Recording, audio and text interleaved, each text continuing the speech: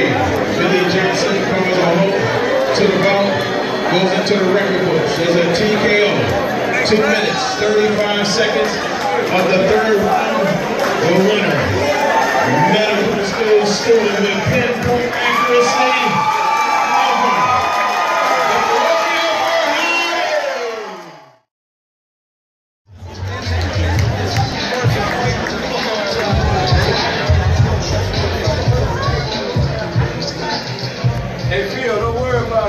Devar, you got another win? Another win. Hey, how'd you feel? Good. That was a good win. To the body. I was wondering.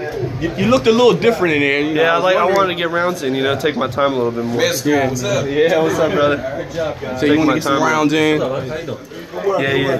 Thank you. They only gave you 4, but they only gave me 4. Yeah, I just wanted to take my time. He was swinging wild, and I hurt my nose this week in training camp. Oh, okay. So I wanted to make sure I didn't get catched with that straight left. Oh, okay. A couple of them got in and busted it back up. So I had to be very, very wary. Yeah. Of his, and he was swinging very, very wild. Yeah, I saw him throwing some wild shots. I had to take my time. I had to stay out.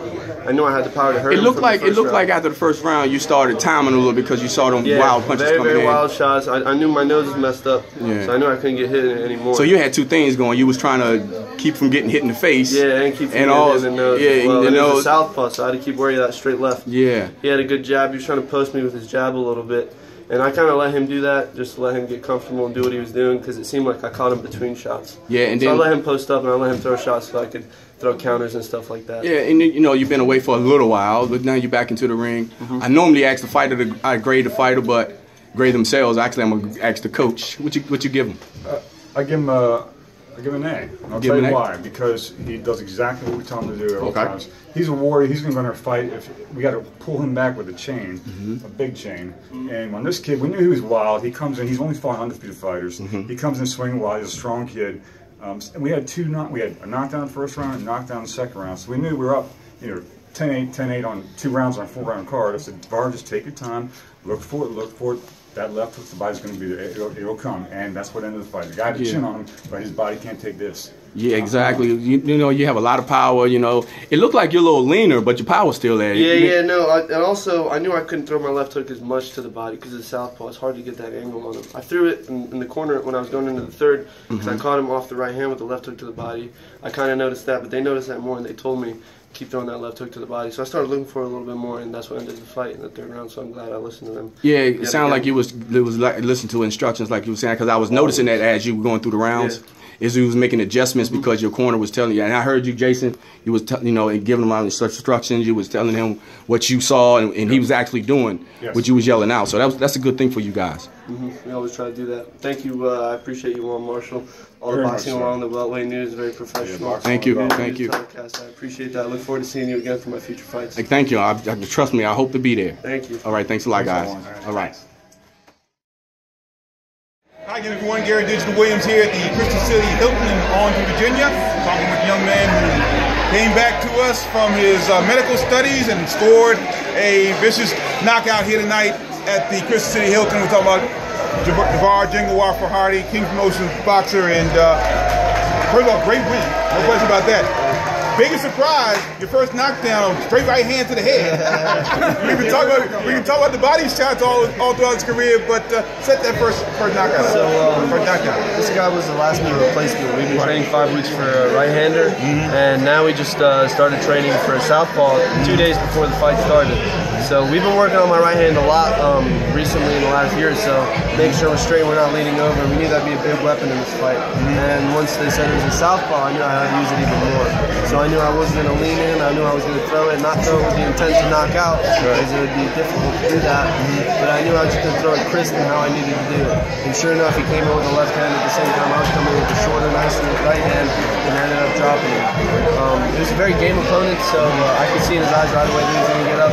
So I just had to keep my composure and keep on trucking after that. Well, that was the biggest key to the fight for you, I think, was this patience, your patience throughout the fight. I mean, some would say, I think some people thought he was starting slow, but it looked like your patience was there, because that guy came in wild. You threw a wild shot to start the fight. Half that was him being very wild. And he had a little bit of power, and I kind of felt that early on my glove, so I knew I couldn't come in too sloppily. The other half of that was I did hurt my nose early in training camp about 5 days ago, I needed to make sure I didn't get hurt anymore. I kind of felt it with his jab a little bit, so I knew if I got hit with a solid left hand straight down the pipe, it would cause me a lot of problems. So I had to stay in my own range. I had to reach on him, so I stayed in my own range and just figure out the right timing to catch him between his shots. So I had to take my time with this fight, and it was good that I got that opportunity to experience different aspects of boxing and being able to not just go out there and punish someone. Even after the first knockdown, I looked in my corner and they said, take it easy. Whereas after the third knockdown, they're like, all right, this is the time to end it. No question about it. Trainers, your thoughts on this point? They asked me earlier, and myself admitted, they asked earlier in an interview, what would we rate him? You know, A to B, C, whatever. I rate him an A because he listened to both of us, always listens to us. We had a game opponent in there. It got changed up last minute. We got a southpaw, and he knocked him down the first time. We knew the guy was game, but we had to take our time with this guy because we cannot make a mistake with this young man. He's got too bright of a future, and he listens to us. So he went back. He said, "Okay, we got it." And we had 2 knockdowns. 1 knockdown in the first round, 1 knockdown in the second round. Something like Devar. We're up 10-8 on both rounds. I said, let's just take our time. Don't call it any wild. This guy's a wild man.